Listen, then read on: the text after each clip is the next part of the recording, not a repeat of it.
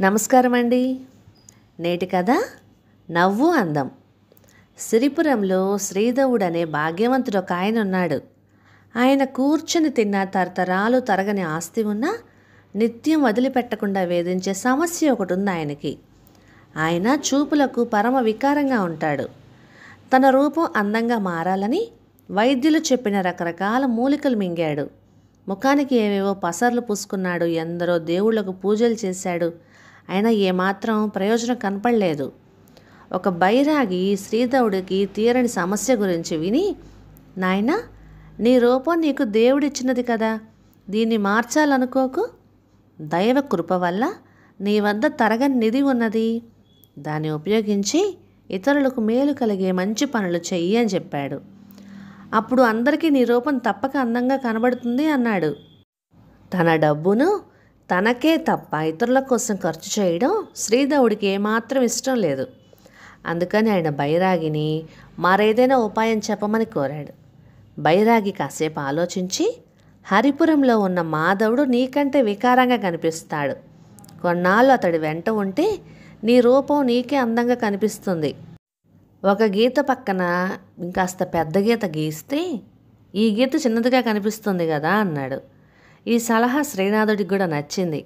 ఆయన కొంత డబ్బు తీసుకొని హరిపురం వెళ్ళి మాధవుడిని కలుసుకున్నాడు. మాధవుడు నిజంగానే పరమ వికారంగా ఉన్నాడు. అతన్ని చూడగానే శ్రీధవుడికి పరమానందం కలిగింది. వెంటనే తనతో సిరిపురం వచ్చేయమని మాధవుడిని కోరాడు. మాధవుడు పేదవాడు. అతడికి పూట గడవడం కష్టంగా ఉన్నది. రెక్కాడితే గాని డొక్కాడనే అతనికి శ్రీధవుడు రోజు ఊరికే కూర్చోబెట్టి తిండి పెట్టి పోషిస్తా అన్నాడు. అయినా అతడు రాననేసరికి శ్రీధవుడు ఆశ్చర్యపడి కారణం అడిగాడు. ఈ ఊళ్ళో అందరికీ నేనంటే ఎంతో ఇష్టం. ఇక్కడ నేనెంతో సంతోషంగా ఉన్నాను. అందువల్ల ఈ ఊరు వదిలిపెట్టి రాను అన్నాడు మాధవుడు. డబ్బున్న తనకు లేని సంతోషం మాధవుడికి ఎలా వచ్చిందా అని శ్రీధవుడు మరింత ఆశ్చర్యపడ్డాడు. అదీకాక డబ్బు లేని మాధవుణ్ణి ఊరంతా అభిమానిస్తున్నదన్న విషయం కూడా ఆయన ఏమాత్రం నమ్మలేదు. అందువల్ల మాధవుని గురించి ఊళ్ళో నలుగురిని అడిగి తెలుసుకున్నాడు. మాధవుడు పరోపకారి అని కొందరన్నారు, మంచివాడని ఇంకొందరు అన్నారు, మహాభక్తుడు అన్నారు కూడా. మరికొంతమంది నిస్వార్థపరుడని అన్నారు. కానీ కురూపి అని ఏ ఒక్కరు కూడా అనలేదు. ఉండబట్టలేక శ్రీధవుడే ఆ ప్రసక్తి తేగా ఒక ఆయన, ఏమో, వాడిని చూడగానే వాడి మంచి బుద్ధులే గుర్తొస్తాయి, రూపం గురించి ఎవరూ ఆలోచించడం లేదు అనేశాడు. ఆ మాట నిజమే. ఆ ఊళ్ళోనే పాలు అమ్ముకుని జీవించే సుగుణ అనే అందాల భరిన ఏరికోరి మాధవుణ్ణి పెళ్లి చేసుకుంటానన్నది. శ్రీధవుడు వెళ్ళి సుగుణను కలుసుకొని ఆమె అందం చూసి మూర్ఛపోయాడు. ఆ పిల్ల ఆయన ముఖం మీద నీళ్లు చల్లి స్పృహ తెప్పించి, ఏమైంది నీకు అని అడిగింది. నువ్వు గొప్ప అందగత్తెవు. నిన్ను నేను పెళ్లి చేసుకుంటాను.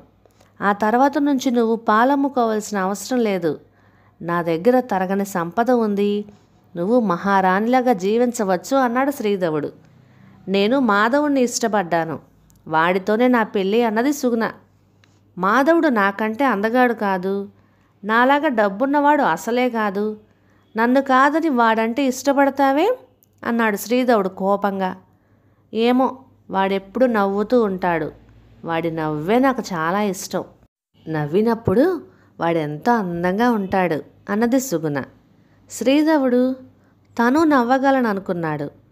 కానీ నవ్వు రాలేదు. ఆయన మాధవుణ్ణి వెతుక్కుంటూ వెళ్ళి తనకు నవ్వడం నేర్పమన్నాడు. దానికి మాధవుడు, నీ గురించి తక్కువగాను ఇతరుల గురించి ఎక్కువగాను ఆలోచించడం అలవరుచుకో. మనం మన గురించే ఆలోచించుకుంటే ఏదో కొద్ది క్షణాల పాటే సంతోషపడతాం. అలా కాక ఇతరుల మంచికి సంతోషపడితే అన్ని వేళలా ఆనందమే అన్నాడు. ఇతరుల గురించి ఆలోచించడం తన వల్ల కాదన్నాడు శ్రీధవుడు. అయితే ఈ ఊరి చివర ఉన్న మామిడి తోటలోని నిత్యానంద స్వామి దగ్గరికి వెళ్ళు. ఆయన నీకు నవ్వు వచ్చే హాస్య కథలు చాలా చెబుతాడు. అవి గుర్తు చేసుకుంటే చాలు, పొట్ట చెక్కలయ్యేంత నవ్వు వస్తుంది అని చెప్పాడు మాధవుడు. శ్రీధవుడు నిత్యానంద స్వామిని దర్శించి ఆయన చెప్పిన హాస్య కథలు విన్నాడు. అప్పుడు నిజంగానే ఆయనకు పొట్ట చెక్కలయ్యేంత నవ్వొచ్చింది. ఆయన్ని చూస్తూ నిత్యానంద స్వామి కథలు చెప్పడం ఆపి చాలాసేపు ఆయన నవ్వాడు. మీ కథలకు మీకే నవ్వు రావడం విచిత్రంగా ఉంది స్వామి అన్నాడు శ్రీధవుడు ఆశ్చర్యపోయి. నిత్యానంద స్వామి నవ్వటం ఆపి, నేను నా కథలకు నవ్వటం లేదు, నీ పొట్ట కదిలిపోతున్నది కానీ నీ ముఖంలో నవ్వు లేదు, అది చూసి నేను నవ్వాపుకోలేకపోయాను అన్నాడు. అయ్యో, నేను నవ్వాను స్వామి, అలా నవ్వినప్పుడే నా పొట్ట కదిలింది అన్నాడు శ్రీధవుడు అసంతృప్తిగా. అలాగా, అయితే నవ్వినా నీ ముఖంలో ఏ తేడా లేదు, నీ మనస్సులోని స్వార్థభావాలే వికారంగా వెలువడుతున్నాయి, అందుకే నీ నవ్వు తెలియడం లేదు. ఏం చేయగలం మరి అని నిత్యానంద స్వామి ఆలోచించాడు. శ్రీధవుడికి అప్పటికి విషయం పూర్తిగా అర్థమైంది.